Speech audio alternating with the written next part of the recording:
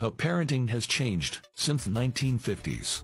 In the 1950s, children weren't the center of the family universe. Parents paid more attention to each other. Marriage was the central relationship. Kids had more freedom to do as they pleased.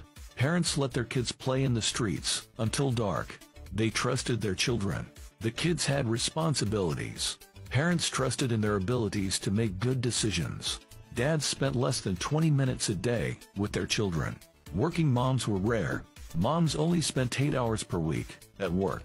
Most parents didn't spoil their kids. They didn't inundate them with things. They didn't plan their kids' activities either. The kids learned how to entertain themselves. Family dinners were an essential daily ritual. It was a time to talk about your day. Today, almost none of it remains. All right, I want to give all glory and praise to Yahweh Shem Yahushua. Peace, mercy, and grace to the household of faith, the elect, beginning with the 144,000, and double honors to the apostles and elders of the great millstone. Shalom, welcome back to another lesson. I pray it be edifying to the sheep. I was looking for a clip. I added a clip to the beginning of this video, but I was looking for another clip that showed an actual visual of how the American household was shrinking. You know, you go back 50, 60, 70 years ago, how you had the husband, the wife, and they had about 3-4 kids. I know the people, on my mothers and fathers, they had larger households. 8 children, 9, 7, 16, and those numbers are not even happening no more these days. And it was showing how the households by the 70s and 80s, it got down to about 3, 2. And now it's down to about average, 1 to 2 children a household, and it's trending toward no children, just dogs or, maybe adopted children or whatnot. But as the title of this article says, the death of the nuclear family. All right, this is a telltale sign that we're at the end. The Spirit is on me to talk more about the signs, because in Genesis 1:14, the powers created the sun and the moon, as it tells you to be signs. I'm gonna get that, because it's a lot of talk about what's going on in the sun and the moon these days. So Genesis 1:14, and God said, "Let there be lights in the firmament of the heaven to divide the day from the night, and let them be for signs and for seasons and for days and years." All right, so we're supposed to be mindful of signs, which is communications from the Almighty. All right, and a sign that we at the end is no families. The human population is being attacked. There's a war against on people. Okay, and the first commandment of the Bible, which was to be fruitful and multiply, is under full-blown attack. So let's read a little bit of this. It says, for most of the 20th century, the word family in America evoked a predictable picture of cookie-cutter cleanliness. The happily married husband and wife, their 2.5 kids, and one improbably well-behaved golden retriever, all under the same roof. But the nuclear family has steadily eroded over the last 50 years. The first major death knell, and this is a good article too, I'm not going to read it all, I'm just going to get a few points. The first major death knell came with the 1973 oil crisis and the 2-year recession that followed, which signaled the end of the West's post-war prosperity boom. Since then, the nuclear family has crumbled piece by piece. So, as I said, the prosperity boom, the United States was rising after World War II, and now it's on a decline, which shows you, again, we're at the end. Kingdoms always had their rise, their glory day, and then they would decline, be brought down. Rome had a gradual decline. So continuing on, it says in 1970, more than 2/3 of American adults between 25 and 49 lived with a spouse and at least one kid. By 2021, only 37% of adults fit the bill. Although it may be premature to declare the nuclear family officially over, the model is beginning to look more like a fringe lifestyle choice than the bedrock of American society. Yep, this was a cornerstone of society. Family, gender roles, order, community. Those things are very paramount, important to a functioning society. So those things being an attack, this is a sign that we're at the end. The demise has sparked no shortage of often racist, sexist, and homophobic political backlash. From Elon Musk, the father of 11 kids, to the failed GOP presidential hopeful Vivek Ramaswamy, defenders of so-called traditional family values decried the potential economic hazards of plummeting birth rates and social disorder caused by unruly men without wives to rein them in. Some even argue that the nuclear family is the cornerstone of democracy itself. Yep. And this is big because without men having motivation to have women in families, that's not a good thing.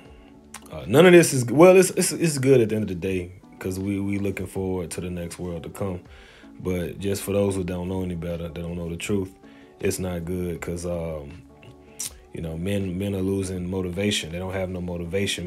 Men are motivated to go out and build and further their legacy, because men didn't just have access to women. You had to have resources to have another man's daughter, to have access to it. You had to show that you owned something, that you were somebody, that you were credible, so you were motivated to go out there and be productive and build yourself up and own things so that you can have a woman and so that you can further extend your seed, your legacy.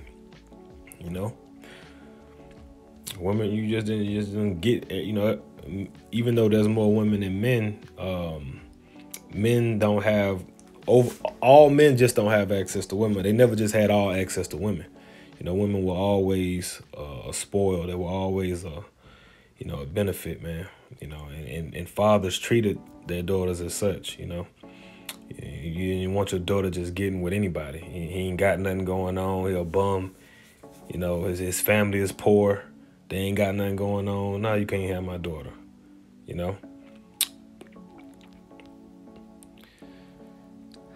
But yeah, like I said, this is a good article. Let's scroll down here. As dating culture became more entrenched in the economy during the 20th century, a community-based way of life gave way to individuals focusing on their own wants and needs. The middle class expanded, and children were no longer expected to work for their family's economic survival. In white middle-class families, men earned the wages that supported the family, and their wives raised their children and ran their home. The nuclear family became a microcosm of capitalist self-sufficiency and the consumerism that came with it. The nuclear family was a brief product of the post-war economic boom. Yeah, we talked about that. Here we go. The obsession with the nuclear family masked its underlying instability. By the 1970s, social inequality and wage stagnation followed the 1973 oil crisis, and recession had made it impossible for many white middle-income husbands to sustain entire broods on a single salary. More and more women entered into the workforce, giving them greater economic autonomy and enabling some to leave unhappy marriages. So there was no incentive for them to stay, the woman to stay. All right, that's the beginning of the end. After California legalized no-fault divorce in 1969, all right, that's another one because other states hopped on board with that, the no-fault divorce. Other states, it said right here, other states quickly followed. In turn, the divorce rates soared. To this day, women initiate the overwhelming majority of divorces. That's the end of the family. What do they do when they do that? They break up the family. They tear it up. All right. The nuclear family began to rapidly disintegrate, but it wasn't exactly the end of a golden era. So I'm going to go ahead and get some precepts. I ain't going to read too much more.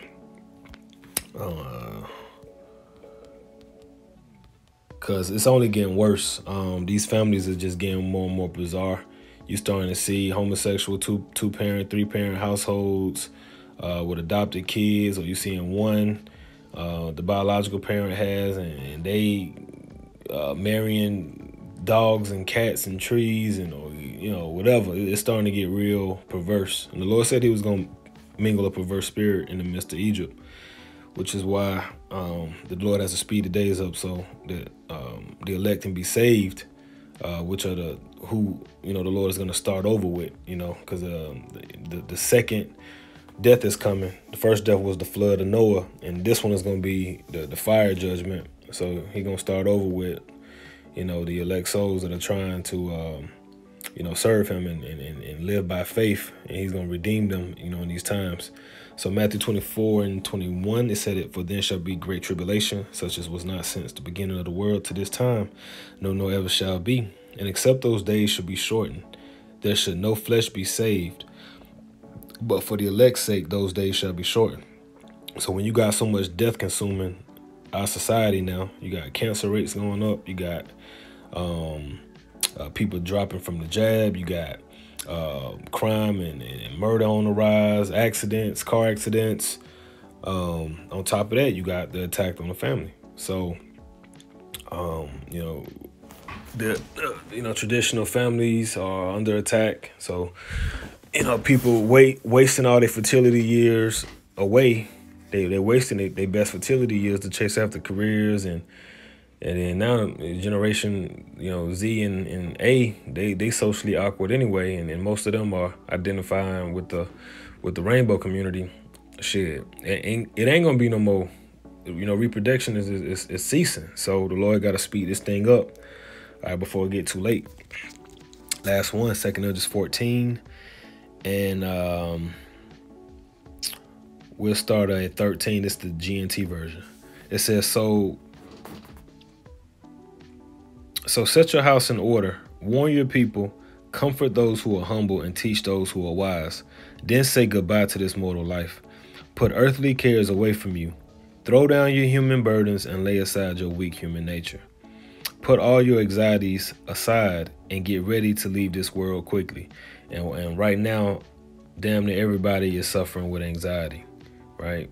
Put all these things aside and get ready to leave this world, because like it says, I beheld a new heaven, a new world, a new Jerusalem came down. All right, the old world, which is Esau world, this world about to be done away with.